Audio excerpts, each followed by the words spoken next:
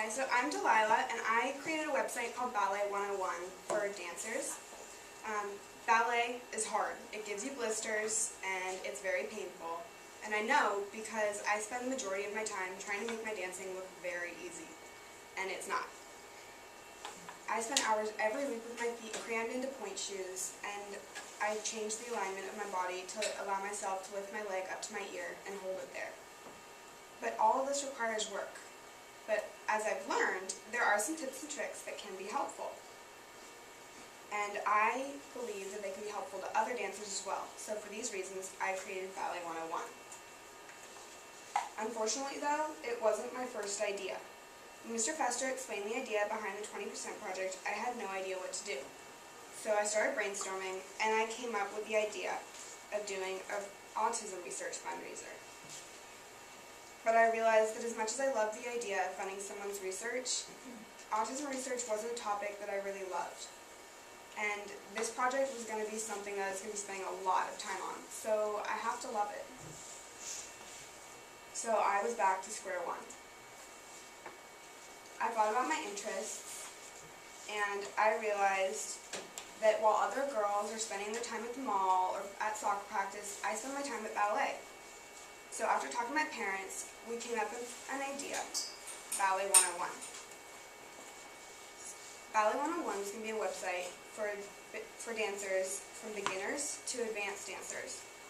And I know that plenty of other people probably have the same idea, but my website was going to be different. Eating disorders are a big part of ballet and just dance in general, but they're not talked about nearly enough. So on my website, I knew that I was going to be that a big part of it would be about ways to avoid eating disorders and how to get help.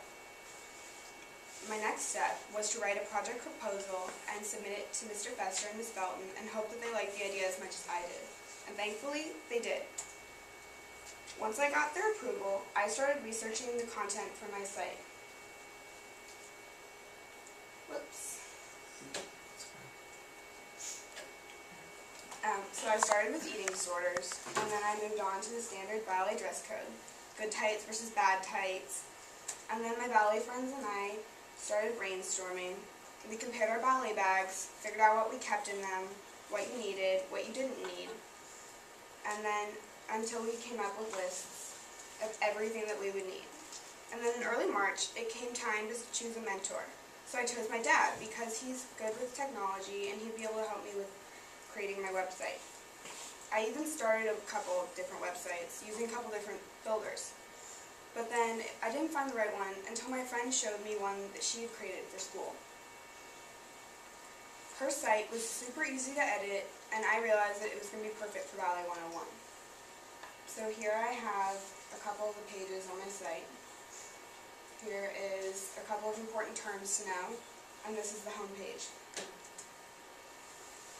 But during the research process, I did several pieces of writing related to my topic, and I posted them on a blog. I posted the emails that I sent to my mentor, the outcome of a fishbowl presentation exercise, a post about my first idea, an essay about good deeds that I had done, a research paper about eating disorders, and weekly progress reports. I learned many things throughout this process. I learned that I needed patience when I didn't get as far as I'd hoped. With the good comes the bad when I lost work, but it always came out better in the end, and I'm grateful for that. I'm still working on my website, so it's still a work in progress, but I don't know if it'll be a success in the end, but so far I'm considering it a success because of all that I've learned. So thank you for listening.